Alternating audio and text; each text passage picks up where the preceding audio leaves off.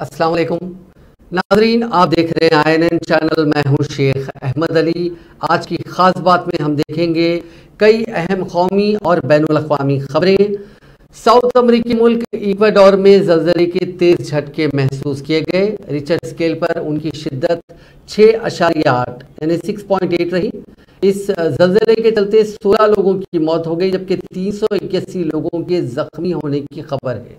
US geological सर्वे के मुताबिक ज़लज़ले का सबसे ज़्यादा असर गोयास में हुआ। ये कोस्टल इलाका है। ज़लज़ले का मरकज़ वहाँ से 80 किलोमीटर दूर ग्वायाकिल शहर में था। रिपोर्ट के मुताबिक इमारतों को काफ़ी नुकसान पहुंचा। कई लोगों के मलबे में दबे होने का अंदेशा जताया जा रहा है। ज़लज़ला इतना तेज था कि इसके झटके पड़ोसी मुल्क पेरू में भी महसूस किए गए। कई घर तबाह हो गए। लोगों ने सोशल मीडिया पर ज़लज़ले के बाद की कई तस्वीरें और वीडियो शेयर किए हैं।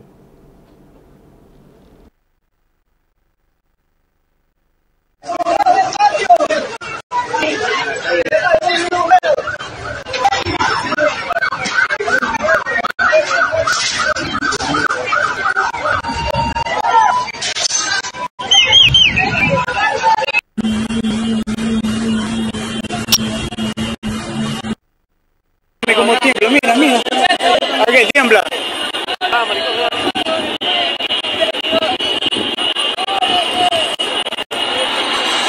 ¿A qué tiembla? Uy, yo dije que te iba a caer. Oh.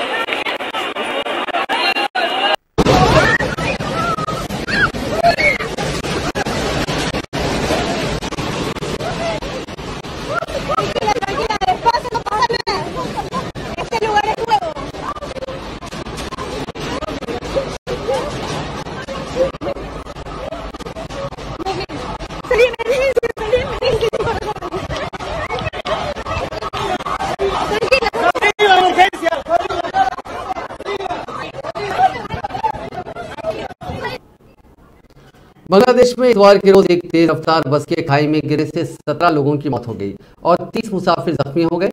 जख्मियों में भी 14 मुसाफिरीन की हालत तशवीशनाक बताई जा रही है। इससे मरने वालों का आंकड़ा बढ़ सकता है। जख्मियों में मदारीपुर के अलग अलग अस्पतालों में उन्हें भर्ती करवाया गया है। मदारीपुर के पुलिस ओहदेदार मोहम्मद मसूद आलम ने बताया कि बस इतवार की सुबह करीब 9 बजे सोनाडांगा से ढाका के लिए रवाना हुई थी। इसी दौरान मदारीपुर के पास टायर फट जाने से बस बेकाबू होकर खाई में जा गिरी। मौके पर ड्राइवर, कंडक्टर समेत 15 लोगों की मौत हो गई। वहीं 2 ने इलाज के दौरान दम तोड़ दिया। सोनाडांग बस कंडक्टर के काउंटरमैन MD सुबुज खान ने बताया कि बस जब सोनागांडा से रवाना हुई तो इसमें करीब 47 मुसाफिर सवार थे। अगर रास्ते में दीगर मुसाफिर भी बस में सवार हुए तो मुसाफिरीन की तादाद 50 से भी ज्यादा हो सकती है। इसराइल में मुतनाज़ अदालती इस्लाहात के खिलाफ मुल्क गिर एहतजाज में तकरीबन 2,60,000 लोगों ने हिस्सा लिया। द टाइम्स ऑफ इसराइल ने अपनी रिपोर्ट में बताया कि इसराइल में अदालती इस्लाहात के खिलाफ मुसलसिल 11 हफ्तों से मुजाहरे किए जा रहे हैं। रिपोर्ट के मुताबिक हफ्ते के रोज दारुल हुकूमत तेल अवीव में तकरीबन 1,75,000 मुजाहिरीन जमा हुए, जबकि दीगर शहरों में 85,000 अफराद ने मुजाहरा किया।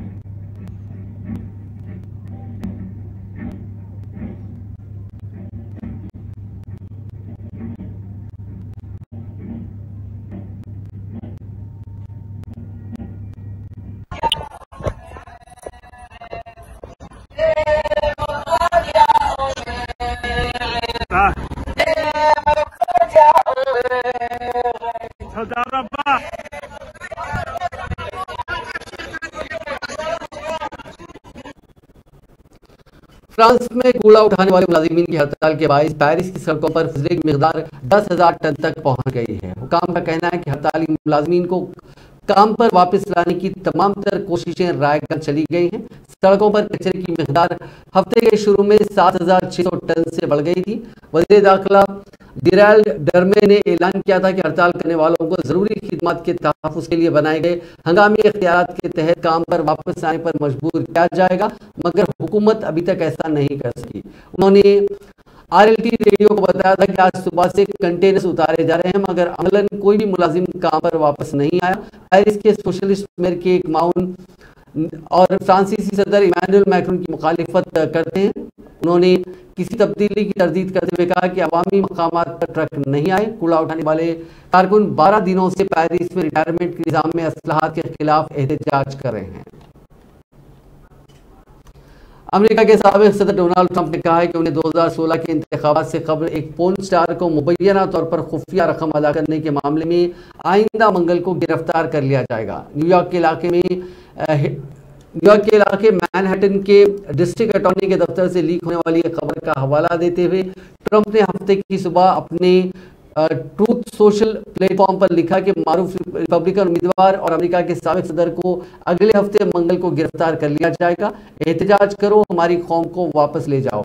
ये तहकीकात 2016 के इंतखाबात से चंद हफ्ते कबल अदा की जाने वाली $1,30,000 पर मरकूज है।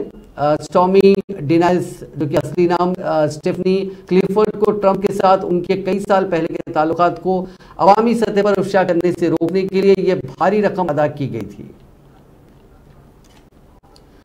रूस यूक्रेन जंग शुरू हुए 1 साल से ज्यादा हो चुका है। इस बीच पहली बार रूस के सदर व्लादिमीर पुतिन यूक्रेन पहुंचे। इतवार को पुतिन ने रूसी कब्जे वाले मारियुपोल शहर का दौरा किया। वो हेलीकॉप्टर से वहां पहुंचे। उन्होंने वहां कुछ आम लोगों से भी मुलाकात की।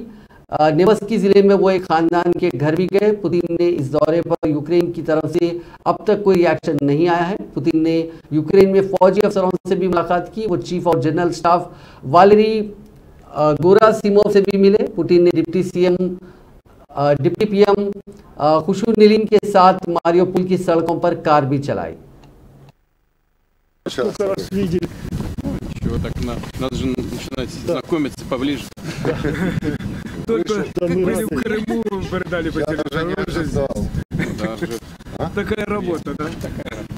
А вы здесь живете или? Да, у меня второй этаж, первый этаж. Нравится? Конечно. Спасибо вам. Извините, Адам у нас, кстати, у меня через 15 дней после вашего дня рождения мое. Тоже 70, но остался без ничего. Теперь есть все. Ну вот дали квартиру, здесь документы, отвезут печатать в Крым и в Ростов. Из этой задержки. Что вы сказали? Я говорю, спасибо вам за победу. Вам держаться, дай Бог здоровья. Да, мы только Вам счастья. Мы за вас молимся. Мы дождались. Очень здравствуйте. टीम इंडिया को वनडे क्रिकेट की तारीख की सबसे बड़ी हार मिली है। टीम को दूसरे वनडे में ऑस्ट्रेलिया ने 10 विकेट से हरा दिया। टीम 234 बॉल रहते हार गई। इस लिहाज से यह हमारी वनडे की तारीख की सबसे बड़ी हार है। पिछला रिकॉर्ड 212 बॉल का था। न्यूजीलैंड ने 2019 में हैमिल्टन में हराया था। टीम छठी बार 10 विकेट से हारी है। कभी ना भूलने वाली हार की इबारत कंगारू ओपनर और तेज गेंदबाजों ने की है। ओपनर ट्रेविस हेड, इन्होंने 51 नॉट आउट बनाए और मिशेल मार्श 66 रन उन्होंने बनाए और 121 रनों की इनकी पार्टनरशिप थी। दोनों ने हाफ सेंचुरी लगाई। गेंदबाजी में मिशेल स्टॉक ने 5 विकेट लिए, जबकि नॉर्थन एलिस ने 2 विकेट लिए। विशाखापट्टनम के doctor Y S Rajasekhara Reddy stadium में कंगारुओं ने पहले तो भारत को 26 ओवर में 117 के नॉर्मल से स्कोर पर समेट दिया। उसके बाद 118 रनों का टारगेट 11 ओवर में बगैर विकेट गंवाए हासिल कर लिया। भारत जोड़ो यात्रा के दौरान कांग्रेस लीडर राहुल गांधी की एजेंसी हरासानी की शिकार खवातीन के बारे में बयान के ताल्लुक से तफसीली मालूमात जमा करने के लिए दिल्ली पुलिस की एक टीम फोर्स के साथ आज सुबह उनके 12 तुगलक लेन वाक़ रिहायशगाह पर पहुंचे। दिल्ली पुलिस ने चंद दिन पहले राहुल गांधी को उनके खवातीन के जिनसी हरासानी वाले बयान पर नोटिस जारी किया था। उसी नोटिस के बारे में मालूमात इकट्ठा करने के लिए दिल्ली पुलिस की लॉ एंड ऑर्डर यूनिट की एक team special commissioner of police Preet Hooda की क़यादत में इतवार की सुबह कांग्रेस लीडर और लोकसभा मेंबर पार्लियामेंट की रिहायशगाह पर पहुंची।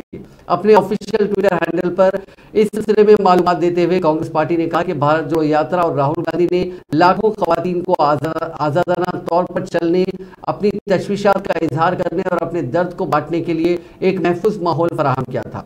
दिल्ली पुलिस की नौटंकी साबित करती है कि अडानी को लेकर पूछे गए सवालों से वजीर आजम नरेंद्र मोदी बुखला गए हैं। ये हरासानी हमारे सवालों के जवाब से पल्ला झाड़ने हमारे शकूक को मजीद गहरा कर दी है। आए हुए हैं। अच्छा, तो अंदर से कोई जवाब आया?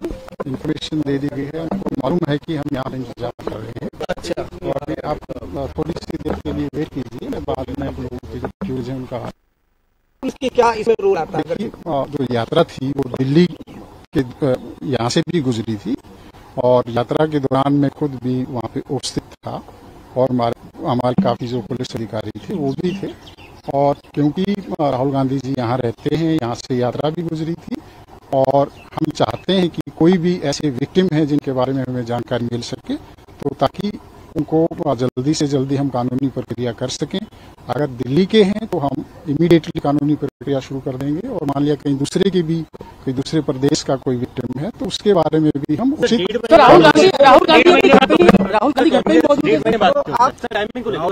देखिए, जो बयान दिया था वो सोशल मीडिया में काफी स्प्रेड हुआ था। उसके बाद हमने उसको देखा, हमने इंटरनली अपना देखा कि दिल्ली के दौरान जो यात्रा थी, क्या कुछ इस तरह की महिलाएं थी जो यात्रा के दौरान रो रही हों या राहुल गांधी जी से मिली हो। तो हमारी इंक्वायरी में इस तरह का हमें छानबीन में नहीं आया। उसके बाद हमने इस बारे में चर्चा करने की सोची थी कि राहुल गांधी जी से हम बातचीत करेंगे, लेकिन पिछले कुछ टाइम वो विदेश गए हुए थे और जैसे ही वो आए हमने उनसे रिक्वेस्ट की कि आप हमें इसके बारे में जानकारी दीजिए ताकि जो विक्टिम है उनका फर्दर कोई नुकसान ना हो या कोई भी एविडेंस है वो उसका कोई लॉस ना हो। अब कई बार क्या होता है कि मान लिया कोई विक्टिम है और उसको टाइमली काउंसलिंग नहीं हो या कानूनी प्रोसेस शुरू नहीं हो तो वो जो टॉक्सिक या अब्यूज का रिलेशनशिप है वो कंटिन्यू हो सकता है और उसमें उन विक्टिम्स को फर्दर नुकसान हो सकता है। या हो सकता है कि वो जो महिलाएं थी उन महिलाओं में से कुछ नाबालिग भी हों, कोई उसमें पॉक्सो का भी जो एक्ट है वो अट्रैक्ट। कांग्रेस ने कहा है कि पार्टी के साबिक सदर राहुल गांधी के खवातीन को हरासा करने के बारे में बयान पर दिल्ली पुलिस की पूछ-गूछ हरासा करना धमकी और इंतकाम की सियासत है और अपोजिशन की आवाज को खामोश करने के इस हरबे को कबूल नहीं किया जाएगा। कांग्रेस के तर्जुमान अभिषेक मनु सिंघवी ने इतवार को पार्टी हेडक्वार्टर्स में एक प्रेस कॉन्फ्रेंस में कहा कि हुकूमत राहुल गांधी के सवालात का सामना नहीं कर पा रही है और अडानी केस में तहकीकात से बचना चाहती है, इसीलिए आवाज को दबाने के हथकंडे अपना रही है। इस प्रेस कॉन्फ्रेंस से कांग्रेस के तर्जुमान जयराम रमेश और राजस्थान के वजीर आला अशोक गहलोत ने भी खिताब किया। वो पहले बहुत लोकप्रिय हुआ था, उसके बाद में हमारी जर्मनी की स्थिति बनी है। इस देश में लोकतंत्र खतरे में है। अगर मैं अभी बोल रहा हूं तो पूरी दुनिया सुन सकती है, इंटरनेट का जमाना है। राहुल गांधी वही बोले जो लंदन में जो यहाँ बोले थे, यहाँ बोलते थे, या बोल रहे हैं, बोलेंगे। हम छोड़ने वाले नहीं इनको, इनकी हरकतों को छोड़ने वाले नहीं है, इन तानाशाही प्रवृत्ति को छोड़ने वाले नहीं है। जनता के बीच में जाएंगे। आज जो unfortunately ED, CBI, income tax का जो तांडव मचा रखा इन लोगों ने, जुडिशियल दबाव के अंदर है। जब सीबीआई कुछ भी करे, दबाव में हाईकोर्ट के अंदर भी है और ऊपर भी है, नीचे भी है, दुनिया जानती है। इलेक्शन कमीशन ऑफ इंडिया दबाव के अंदर काम कर रहा है। तो फिर लोकतंत्र कहाँ रहा और कैसे रहेगा? अगर ये बात कोई बोलता है तो उनको तकलीफ क्यों होती है? कितने पत्रकार, लेखक, साहित्यकार जेलों में बन रहे हैं या जेलों में बंद हैं, कोई सोच सकता है? पूरा देश भयभीत है, तनाव में है और राहुल गांधी जी के मुद्दे थे, महंगाई का मुद्दा था, बेरोजगारी का था, नॉन वायलेंस का था, प्यार मोहब्बत से रहो आपस के अंदर, क्या बुरी बात कही, और गरीब अमीर के बीच खाई बढ़ती जा रही है। चारों मुद्दों को जनता ने एक्सेप्ट किया कि ये मुद्दे बहुत भयंकर है, हिंदू मुस्लिम के नाम पे राजनीति ये कर रहे हैं, कब तक करते जाएंगे। अल्टीमेटली जनता समझ जाएगी कि इनकी कतनी में कड़ी अंतर है, झूठे वादे करके सत्ता में आ गए हैं। पर जिस प्रकार से 16 तारीख को सुबह माननीय राहुल गांधी जी को एक नोटिस दिया गया। उस नोटिस में करीब करीब 2 पन्नों जितने लंबे प्रश्न थे, वो प्रश्न कई ऐसे मुद्दे उठा रहे थे कि भारत जोड़ो यात्रा में जो कि लाखों लोग मिले राहुल गांधी जी से, उनके विषय में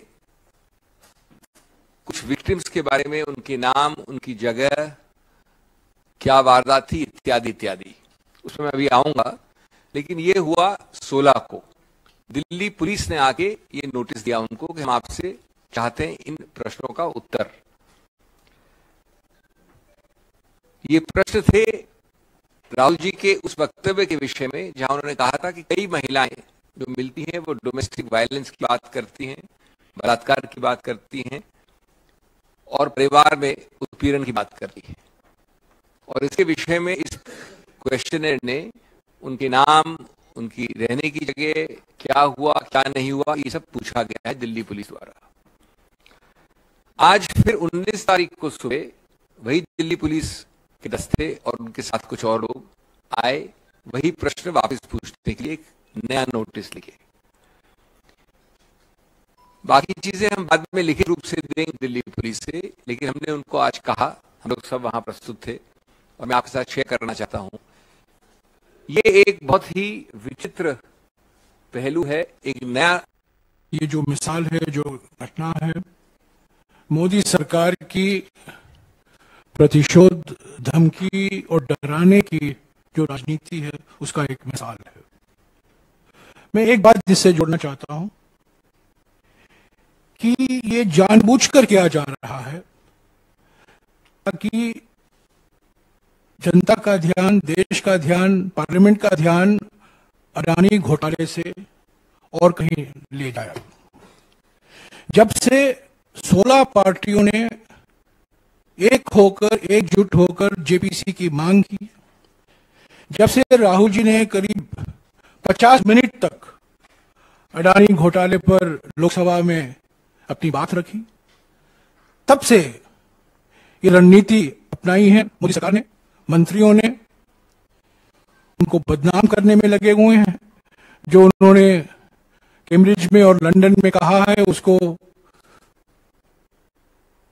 गलत तरीके से उसे अर्थ निकालने के तोड़ मरोड़ कर ये कह रहे हैं कि उन्होंने ये कहा है, वो कहा है, जबकि हमारे पास सबूत है और जो हमने सोशल मीडिया के द्वारा जनता के सामने भी रखा है कि उन्होंने बातें नहीं कही हैं, जो इल्जाम लगाए जा रहे हैं, और उनको स्पीकर से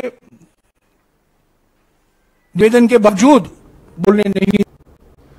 कांग्रेस सदर मल्लिकार्जुन खड़गे ने राहुल गांधी मामले में मरकज पर हमला करते हुए कहा कि कांग्रेस डरने वाली नहीं है, चाहे वो अडानी को बचाने की कितनी ही कोशिश करें, हम उनसे पूछगछ करते रहेंगे। मीडिया से बात करते हुए मल्लिकार्जुन खड़गे ने कहा कि अडानी मामले से तवज्जो हटाने के लिए बीजेपी हुकूमत पुलिस भेजकर ये सारे सवाल पूछ रही है। राहुल गांधी और कांग्रेस डरने वाले नहीं है। देखिए, इश्यू को डाइवर्ट करने के लिए, अडानी को बचाने के लिए वो इस तरीके के सवाल पूछ रहे हैं और पुलिस को भेजकर वो इश्यू को अलग करना चाहते हैं। लेकिन उन्होंने अडानी को कितनी भी कोशिश करे बचाने की, हम उनको सवाल पूछते रहेंगे और घेरते रहेंगे और इसके लिए लड़ते रहेंगे। आज जो प्रैक्टिस की गई दिल्ली पुलिस के हिसाब से क्या लगता है कि आने वाले समय में ऐसा ही होता रहेगा? नहीं, आप लोग तो देख रहे हैं तमाशा कि वो लोग किसी न किसी ढंग से वो राहुल जी को परेशान करना चाहते हैं, लेकिन राहुल जी डरने वाले नहीं है और कांग्रेस पार्टी भी डरने वाले नहीं है। देखिए,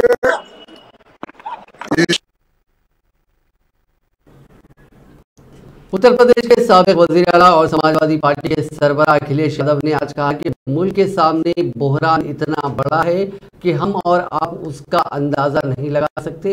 उन्होंने कहा कि बीजेपी के लोग कहते थे कि बीजेपी की इकोनॉमिक पॉलिसीज इतनी अच्छी है कि एक इंडस्ट्रियलिस्ट नंबर 2 पर है। आज वही इंडस्ट्रियलिस्ट कहाँ है? मुल्क का, बैंकों का, LIC का पैसा डूबा है। क्या हुकूमत इस पर कार्रवाई करेगी? देश के सामने संकट इतना बड़ा है जिसकी हम और आप कल्पना नहीं कर सकते। मैं उदाहरण के लिए एक बात कहना चाहता हूं आपसे। उत्तर प्रदेश में सरकारी कर्मचारियों का केवल एक विभाग का उनके प्रोविडेंट फंड को इन्वेस्ट कर दिया गया था एक प्राइवेट फर्म में, और प्राइवेट फर्म वो डूब गई। वो एक जानी मानी कंपनी थी और उस समय बोर्ड ने इसलिए फैसला लिया था कि उन्हें उम्मीद थी कि इस प्रोविडेंट फंड को हम अगर इन्वेस्ट करेंगे तो हमें मुनाफा ज्यादा होगा। लेकिन 2 साल के अंदर वो कंपनी फेल हो गई, वो कंपनी भाग गई पैसा लेकर के। तो उस समय जिन जिन अधिकारियों ने वो फैसला लिया था उन अधिकारियों को जेल भेज दिया गया था। ईडी जांच हुई, इनकम टैक्स के छापे पड़े, CBI जांच कर रही है। मैं वही बात दोहराना चाहता हूं।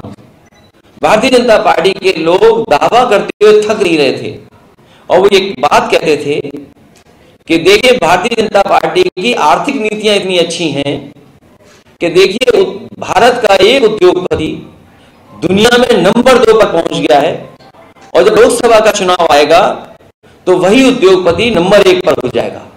ये गर्व की बात होगी। भारतीय जनता पार्टी ने इस बात का प्रचार किया। जिस तरीके से वो G20 का पूरे देश में घूम घूम करके प्रचार कर रहे हैं। आप बताइए वो उद्योगपति कहां है? अगर पैसे को इन्वेस्ट करने के लिए उस समय बोर्ड में जितने लोग थे जिन्होंने फैसला लिया था वो जेल भेजा जा सकता है। तो आज भारत का पैसा डूबा है, हमारी बैंकों का पैसा डूबा है, LIC का पैसा डूबा है। क्या भारतीय जनता पार्टी उत्तर प्रदेश में अधिकारियों को जेल भेजा था? क्या SBI के? पंजाब में अलहदगी पसंद सरगर्मियों को हवा देने की कोशिश करने वाले और वारिस पंजाब दे के लीडर अमृतपाल सिंह को पुलिस रियासत भर में तलाश कर रही है, ताहम वो पुलिस की पहुंच से दूर है। दरअसल खालिस्तान तहरीक के लीडर अमृतपाल सिंह के 4 सपोर्टर्स को इतवार के रोज आसाम के डिब्रूगढ़ ले जाया गया। चारों को डिब्रूगढ़ पहुंचाने के लिए हिंदुस्तानी फिजाइया की खुसूसी तैयारी का इस्तेमाल किया गया। रिपोर्ट में कहा गया है कि मुमकिन तौर पर चारों मुलजिमीन को डिब्रूगढ़ सेंट्रल जेल में कैद रखा जाएगा। इतलात के मुताबिक अमृतपाल सिंह के 4 साथियों के साथ पंजाब पुलिस की एक 27 रुकनी टीम भी डिब्रूगढ़ के लिए रवाना हुई, जिनमें IG जेल भी शामिल है। अमृतपाल सिंह के सपोर्टर्स को आसाम ले जाने की वजूहात पता नहीं चल सकी और पुलिस फिलहाल इस मामले पर कोई इत्तला नहीं देना चाहती। रिपोर्ट के मुताबिक IG और आसाम पुलिस के तर्जुमान प्रसन्ना कुमार भूया से राब्ता कायम किया गया तो उन्होंने दावा किया कि उन्हें इस तरह की किसी पेशरफ्त की इत्तला नहीं है। इधर मफरूर करार दिए जा चुके अमृतपाल सिंह की गिरफ्तारी के सिलसिले में किसी भी नाखुशगवार वाक़े को रोकने के लिए पुलिस ने CRPF के जवानों के साथ पंजाब भर में फ्लैग मार्च किया। अवामी सलामती के मफाद में हुकूमत ने वॉइस कॉल्स के अलावा SMS और मोबाइल इंटरनेट खिदमत की मुअत्तली को पीर की सपहर तक बढ़ा दिया।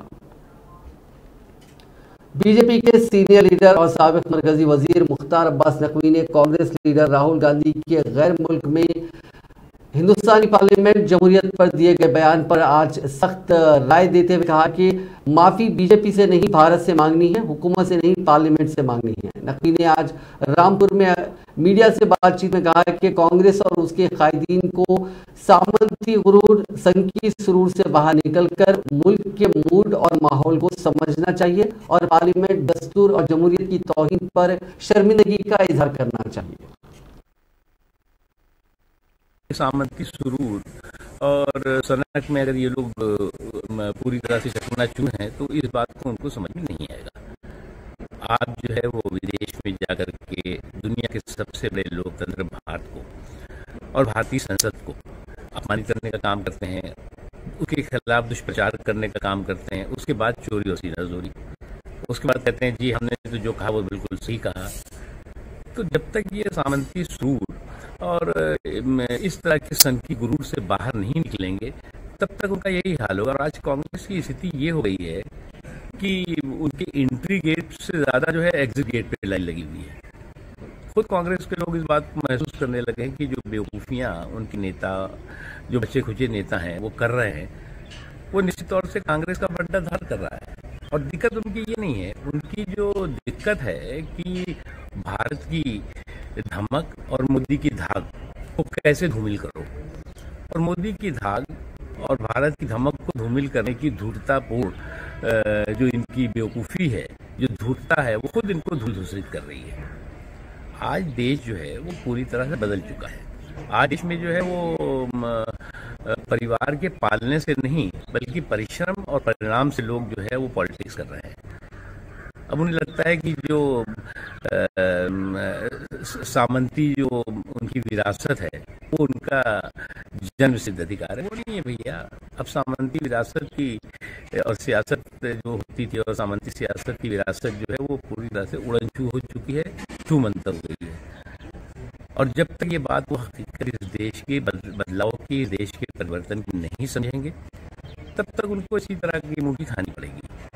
एक चीज, दूसरी इम्पोर्टेंट चीज है कि आज संसद जो है वो संसदीय और संवैधानिक मूल्यों और मर्यादाओं से चलती है।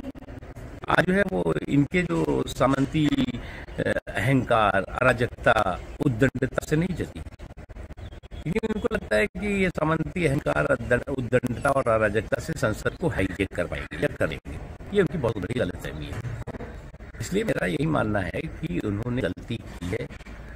उन्होंने जो है वो कोई बाई चांस गलती नहीं है, बल्कि आसाम के कोकराझार जिले में इतवार की सुबह एक बाजार में आग लगने से कई दुकानें जलकर खाक हो गई। गोसाई गांव के हैरी पापोट इलाके में सुबह करीब 4 बजे आग लगी। आग से करीब 12 से 15 दुकानें जल गई। आग में कोई जख्मी नहीं हुआ। पुलिस ने कहा कि आग पर काबू पा लिया गया है। दिल्ली के मंगोलपुरी से एक लड़की को कार में 2 से 3 आदमियों के जरिए अगवा करने का वीडियो सोशल मीडिया पर सामने आया है। वीडियो में 2 अफराद को एक लड़की को घसीटते हुए और अपनी गाड़ी में धकेलते हुए देखा जा सकता है। इस मामले पर पुलिस ने बताया कि कार पर हरियाणा का नंबर प्लेट था और ये एक प्राइवेट कैब थी। एक राहगीर ने इस मंजर को अपने कैमरे में रिकॉर्ड कर लिया, जिसकी वीडियो बाद में सोशल मीडिया पर वायरल हो गई। डीसीपी हरेंद्र कुमार सिंह ने कहा कि ये वीडियो हफ्ते की रात उनके नोटिस में आया और उन्होंने उसे संजीदगी से लिया। कल रात 10:01 पर अवहर डिस्ट्रिक्ट के मंगोलपुरी थाना में एक पीसीआर कॉल रिसीव हुई थी, जिसमें ये कॉलर ने बताया था कि एक महिला को 3 व्यक्ति पीटते हुए ले गए हैं। कॉल में कार का नंबर फ्लैश हुआ था। उस कार के नंबर के आधार पर जब ऑनरशिप ट्रेस की गई तो पता चला कि ये गुड़गांव के किसी दीपक के नाम पर रजिस्टर्ड है। हमारी कई टीमें गुड़गांव और दिल्ली के क्षेत्रों में रवाना की गई।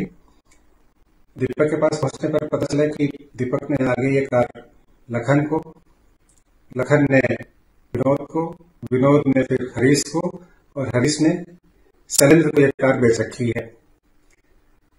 कार के नंबर से यह भी पता चला कि ये कार उबर के अंतर्गत भी चलती है। उनके रिकॉर्ड से पता किया गया तो 11 ड्राइवर ऐसे निकले जो इस कार को ऑपरेट करते हैं। फाइनली हमने शैलेंद्र के पास ये कार सुबह रिकवर की। शैलेंद्र से पूछताछ में पता चला कि कल रात 9 बजे एक महिला और उनके 2 मित्र रोहिणी से कार को बुक किया था विकासपुरी के लिए।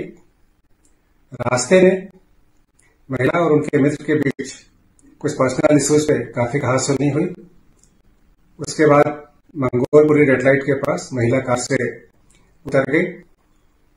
कार में उनको वापस लाने के लिए उनके मित्र भी नीचे उतरे और जैसा कि कल सोशल मीडिया में जो वीडियो सर्कुलेट हो रहा है उसमें